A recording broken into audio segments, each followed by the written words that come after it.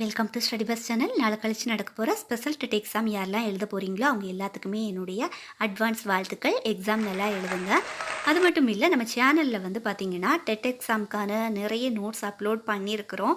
So அதில் ஒரு சில இம்பார்ட்டண்ட் வீடியோஸ் கடைசி நேர ஸ்டடிக்கு ரொம்பவே ஹெல்ப்ஃபுல்லாக இருக்கிற வீடியோஸோட லிங்க் வந்து நான் இந்த வீடியோவோட டிஸ்கிரிப்ஷன் பாக்ஸில் வந்து கொடுக்குறேன். தேவைப்படுறவங்க அதை பார்த்து படிச்சுக்கோங்க. ஓகேவா? ஒரு சில பேர் வந்து இங்கிலீஷ்க்கு நோட்ஸ் வந்து அப்லோட் பண்ணுங்கள் அப்படின்னு சொல்லி கேட்டிருந்தீங்க. இங்கிலீஷ் வீடியோவோட லிங்க்கும் வந்து நான் இது கூடவே கொடுக்குறேன். கிளிக் பண்ணி பார்த்து படிச்சுக்கோங்க தேவைப்படுறவங்க. இன்றைக்கி வந்து பார்க்கலாம் சைக்காலஜி ஒரு 30 வினாக்கள் வந்து பார்க்கலாம். இந்த 30 வினாக்களில் எத்தனை வினாக்களுக்கு நீங்கள் ஆன்சர் பண்ணீங்க அப்படின்னு சொல்லி கமெண்ட்டில் சொல்லுங்கள். ஃபர்ஸ்ட் கொஸ்டின் பார்க்கலாம். உளவியல் ஆய்வில் ஒரு காரணியால் ஏற்படும் விளைவை உறுதிப்படுத்த ஆராய்ச்சியாளர் எந்த ஆய்வு முறையை தேர்வு செய்வார்? ஆன்சர் பரிசோதனை முறை. ஒரு காரணியின் தாக்கத்தை அறிவியல் அடிப்படையில் ஆராய பரிசோதனை முறை வந்து பயன்படுத்தப்படுது.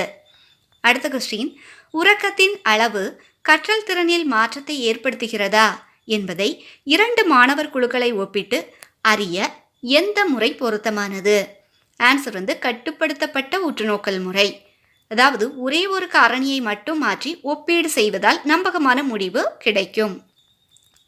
அடுத்த கொஸ்டின், நடத்தையை அதன் இயல்பான சூழலில் நேரடியாக பதிவு செய்யும் உளவியல் ஆய்வு முறை எது?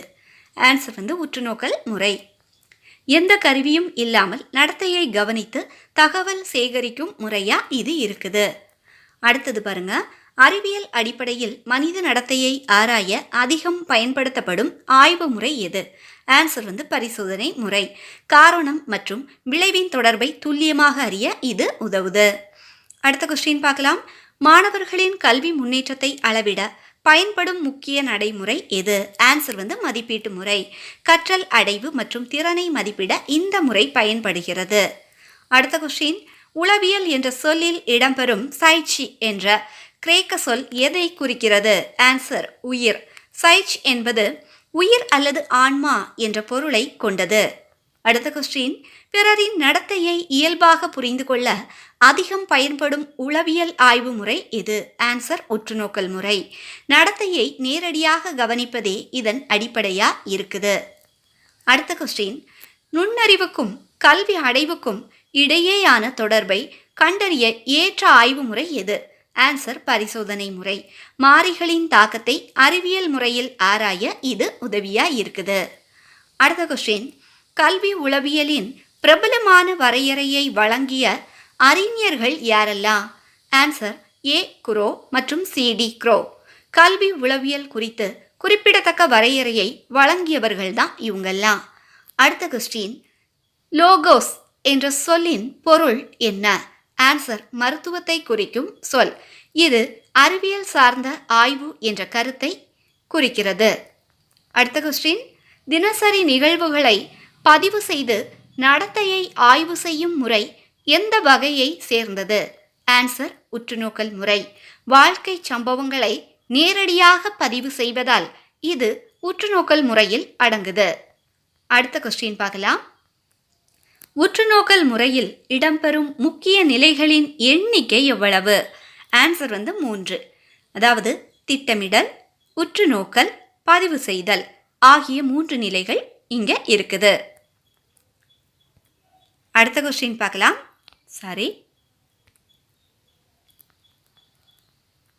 கல்வி உளவியல் ஆய்வின் முக்கிய கூறுகள் எதெல்லாம்? ஆன்சர் வந்து மாணவர் கற்றல் அனுபவம், கற்றல் முறை, கற்றல் சூழ்நிலை, ஆசிரியர். கல்வி உளவியல் இக்கூறுகளை மையமாக கொண்டுதான் செயல்படுது. கட்டுப்படுத்தப்பட்ட உற்றுநோக்கல் என்று அழைக்கப்படும் ஆய்வு முறை எது? கட்டுப்படுத்தப்பட்ட உற்றுநோக்கல் என்று அழைக்கப்படும் ஆய்வு முறை பரிசோதனை முறை. ஆன்சர் பரிசோதனை முறை. கட்டுப்படுத்தப்பட்ட சூழலில் மேற்கொள்ளப்படுவதால் இப்பெயர் வழங்கப்படுகிறது. அடுத்த கொஸ்டின் பார்க்கலாம்.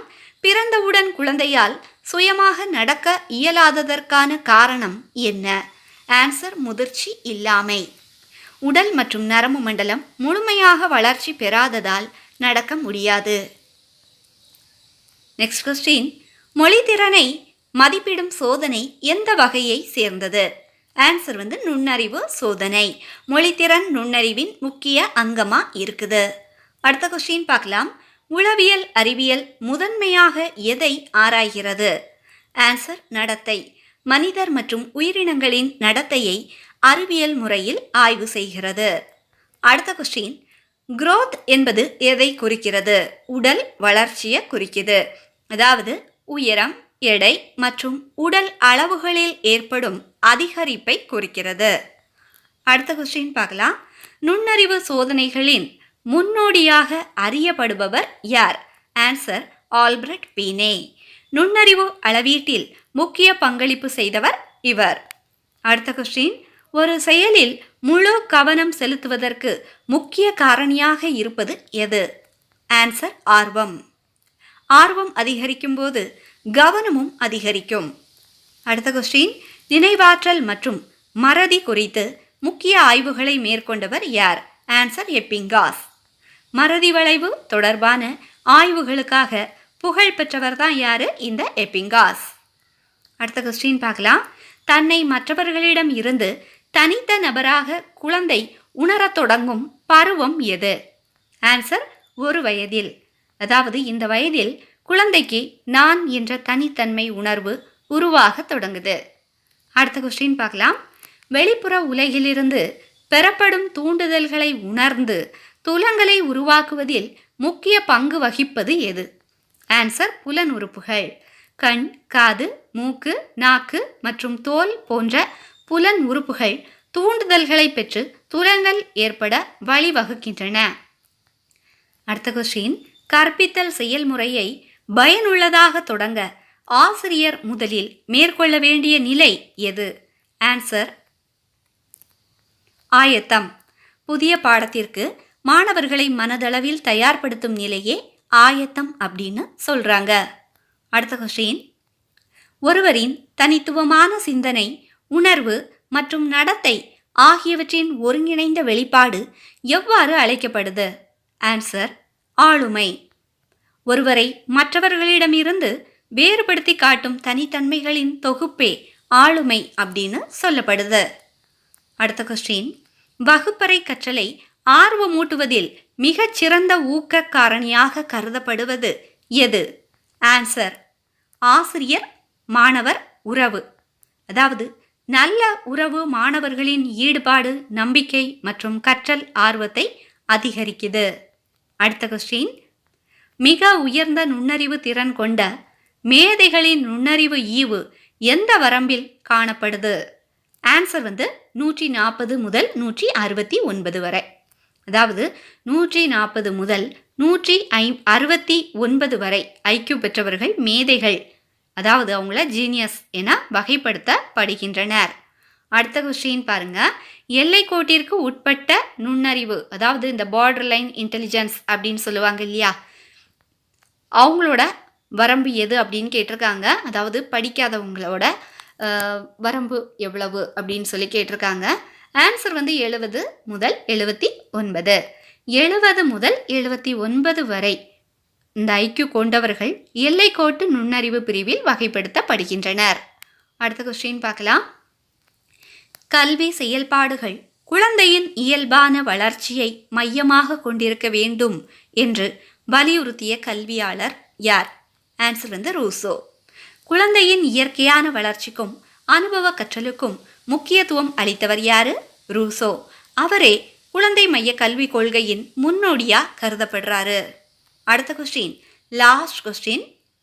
மனித வளர்ச்சியை சமூக மற்றும் உளவியல் அடிப்படையில் பல தொடர்ச்சியான பருவங்களாக வகைப்படுத்திய எரிக்சனின் கோட்பாட்டில் மொத்தம் எத்தனை வளர்ச்சி நிலைகள் இடம்பெறுகின்றன? ஆன்சர் 8. எரிக்சனின் சமூக உளவியல் வளர்ச்சி கோட்பாட்டின்படி பிறப்பு முதல் முதுமை வரை மனித வாழ்க்கை 8 வளர்ச்சி நிலைகளாக பிரிக்கப்படுது. ஒவ்வொரு நிலையிலும் தனித்தனி வளர்ச்சி சவால்களை மனிதன் எதிர்கொள்கிறான். இப்போ நம்ம பார்த்த கொஸ்டின்ஸில் எத்தனை கொஸ்டின் உங்களுக்கு தெரிஞ்ச கொஸ்டினாக இருந்துச்சு? 30க்கு நீங்கள் எத்தனை மார்க் எடுத்திருக்கீங்க? நீங்கள் உங்களை செக் பண்ணி பார்த்ததில் மறக்காமல் கமெண்ட்டில் சொல்லுங்கள். அது மட்டும் இல்லை, மறக்காமல் இந்த வீடியோவை ஹைப் பண்ண விடுங்க. நீங்கள் ஹைப் பண்ணி சப்போர்ட் பண்ணுங்கள், ஓகேவா? அப்போ தான் இந்த வீடியோ நிறைய பேர்த்துக்கு ரீச் ஆகும். அது மட்டும் இல்லை, நம்ம ஸ்டடி பெஸ்ட் சேனலை மறக்காமல் சப்ஸ்கிரைப் பண்ணி வச்சுக்கோங்க. தேங்க்ஸ் ஃபார் வாட்சிங்.